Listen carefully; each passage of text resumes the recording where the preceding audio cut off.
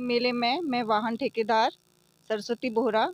इस वर्ष पूर्णागिरि मेले में जो भी वाहन जा रहे हैं सीधे भैरव मंदिर, उनसे सिर्फ भैरव मंदिर का ही 200 रुपये का शुल्क लिया जा रहा है। उनसे कोई बूम का और ठुलीगार का कोई अतिरिक्त शुल्क नहीं लिया जा रहा है।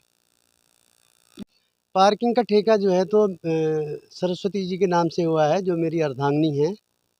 पार्किंग का ठेका 1,12,00,000 प्लस 18% जीएसटी में ई निविदा के माध्यम से हमको मिला है।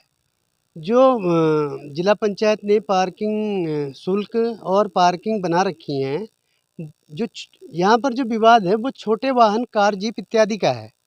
जो भी मतलब लोग सवाल उठा रहे हैं, इन पर सवाल उठाए जा रहे हैं, तो मैं थोड़ा सा आपके माध्यम से इसको स्पष्ट कर दूं। पार्किंग स्थल बूम पे अगर कोई छोटी गाड़ी रुकती है, छोटी गाड़ी का मतलब कार है, जीप है, 4 पहिया छोटी हल्के वाहन अगर कोई बूम पे खड़े होते हैं तो उनको हमें 50 रुपये देने होते हैं। मतलब जो जिला पंचायत ने रेट निर्धारित कर रखा है, बूम पे अगर हल्का वाहन पार्किंग करेगा तो 50 रुपये उसको हमें चार्ज करने पड़ेंगे। अब अगर वही गाड़ी ठुलीगाड़ चले जाती है, बूम पे नहीं रुकती है, तो उसका कोई शुल्क नहीं लिया जाता है। और बूम पे अगर रुक भी रही है तो हम उसका कोई शुल्क नहीं ले रहे हैं। कोई भी जाके कोई इस तथ्य को देख, किसी ने नहीं दिखाया। बूम में जितनी भी छोटी गाड़ियाँ रुकी हैं, आप जाके चेक करेंगे, किसी से हमने 50 रुपये का शुल्क नहीं लिया है। वो आधा 1 घंटा नहाने धोने के लिए खड़े होते हैं, उसके बाद आगे चले जाते हैं। अब वो यहाँ से आगे गए, ठुलीगाड़ पार्किंग का जो मतलब बूम से आगे जो इनकी निविदा है, इसमें उन्होंने लिखा है कि बूम से आगे जो छोटे वाहन, कार, जीप आदि वो जाएंगे, उसका 100 रुपया चार्ज होगा, पार्किंग शुल्क 100 रुपये होगा। तो वो 100 रुपये हम उनसे ले रहे हैं। अब सवाल उठ रहे हैं कि एक गाड़ी से 2-2, 3-3 पर्चियाँ मिल रही हैं। तो सपोज करिए अगर कोई बूम में रुकता है 1 घंटा, तो एक 50 रुपये की पर्ची उसकी वहाँ कट गई। अब वो गया ठुलीगाड़। अब वो मान लो 2 घंटा ठुलीगाड़ जो चूका पार्किंग है, चूका वाली रोड में जो पार्किंग इन्होंने बना रखी है, अगर वो उस रोड में रुकता है तो 100 रुपये उसको फिर देने, तो 100 रुपये की पर्ची उसकी फिर कटेगी। ये निविदा के अनुसार मैं आपको बता रहा हूँ, निविदा भी अभी आप इसमें दिखा देंगे। अब अगर वो 1-2 घंटे वहाँ रुकने के बाद फिर भैरव मंदिर जाता है, तो भैरव मंदिर की पार्किंग का जो रेट जिला पंचायत ने निर्धारित करा है वह 200 रुपये निर्धारित करा है। तो अब जब 3-3 जगह पार्किंग निर्धारित की गई हैं, अगर कोई वाहन स्वामी 3-3 जगह अपनी गाड़ी पार्किंग करता है तो जाहिर सी बात है कि 3 पर्चियाँ कटेंगी। लेकिन हमने रियायत दे रखी है कि बूम में हम किसी भी छोटी गाड़ी का, क्योंकि बूम में रोज़ कम से कम 100-150 कार वाले रुकते हैं, वो गंगा मैया का स्नान करते हैं, उसके बाद आगे को बढ़ते हैं। तो कभी भी किसी पत्रकार ने बूम में जाकर ये नहीं देखा कि किसी हल्के वाहन का पार्किंग शुल्क कटा है या नहीं कटा है। हमने कभी वो 50 रुपये का शुल्क आज तक नहीं काटा है। अब मान लीजिए रात को हो जाता है भैरव मंदिर रास्ता बंद, 8 बजे गवर्नमेंट ने 8 बजे के बाद भैरव मंदिर मार्ग को बंद कर रखा है। तो जितनी भी गाड़ियां जाती हैं वह सब हमारी चुका वाली पार्किंग में पार्क हो जाती हैं। लगभग 90% गाड़ी के यात्री तो पैदल ही यात्रा पे चले जाते हैं। 90% यात्री गाड़ी खड़ी करके पैदल चले जाते हैं। और कुछ गाड़ी वाले जो मान लो 3 बजे पार्क कर रहे हैं, 2 बजे पार्क कर रहे हैं, 1 बजे पार्क कर रहे हैं, तो वो 4 बजे का इंतज़ार करते हैं।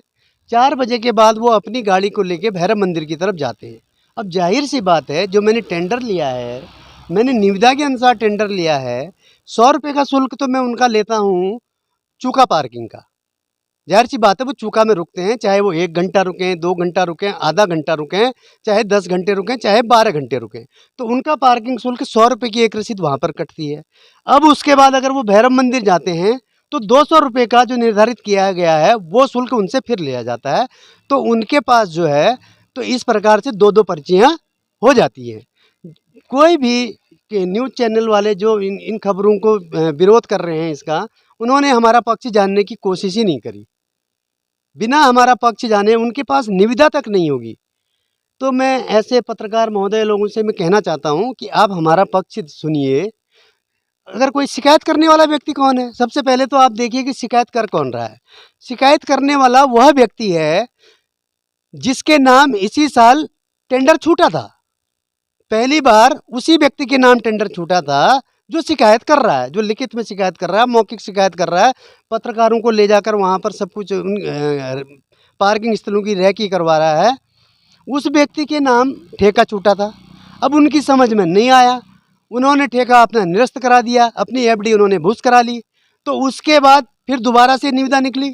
दोबारा से निविदा में हम पहले नंबर पे थे, हमारा अमाउंट ज़्यादा था। अब हमको ठेका मिल गया, तो अब उस व्यक्ति के द्वारा अपनी भीतर की आग को शांत करने के लिए बाहर आग लगाने का प्रयास किया जा रहा है।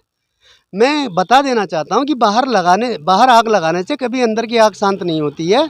जो हो गया है माँ की कृपा थी, इतने सालों से तुम कर रहे थे। तुम तो भैया एक जगह पर्ची काट रहे थे 180 रुपये की, बूम में 180 रुपये की पर्ची काट रहे थे तुम। चाहे गाड़ी भैरव मंदिर जाए या ना जाए, चाहे टूलीघाट जाए या ना जाए, आप 180 रुपये की पर्ची पिछले साल तक बूम गेट पर काट रहे थे, जहाँ पर हम 1 रुपये की भी पर्ची, 50 रुपये की पर्ची भी नहीं काट रहे हैं। तो हम तो केवल उसी व्यक्ति से पार्किंग शुल्क ले रहे हैं जो उस पार्किंग का इस्तेमाल कर रहा है। तो मैं आपके माध्यम से क्षेत्र की जनता से कहना चाहता हूँ, ये माँ पूर्णागिरी के चरणों में हम पले बड़े हैं। जो भी हमारे पास है, जो रोटी हम सुबह खा रहे हैं, शाम खा रहे हैं, दिन में खा रहे हैं, हमारे बच्चे जो शिक्षा ग्रहण कर रहे हैं, उनका पालन पोषण के लिए जो भी हम साधन जहाँ से ला रहे हैं, सब हमको देने वाली माँ है। तो माँ के दरबार में ऐसी भ्रामक बातें ना फैलाएं, दोनों पक्षों को सुने और देखें कि शिकायत करने वाला किस भाव से शिकायत कर रहा है, उसके भाव क्या हैं। तो मैं यही कहना चाहता हूँ कि एक महिला ने इतना बड़ा कार्य संभाल रखा है, उस महिला का अगर आप लोग ऐसे उसकी ख्याति खराब करेंगे, कोई भी न्यूज़ चैनल बिना स्पष्टता के, बिना साक्ष्य के कुछ भी अगर छापता है, तो मैं आगे से उनको रिक्वेस्ट करना चाहता हूँ, नहीं तो फिर मुझे अपना पक्ष रखने के लिए कोर्ट की शरण लेनी पड़ेगी। जो भी व्यक्ति गलत खबर चलाएगा उसके खिलाफ मुझे कोर्ट में जाना पड़ेगा। धन्यवाद।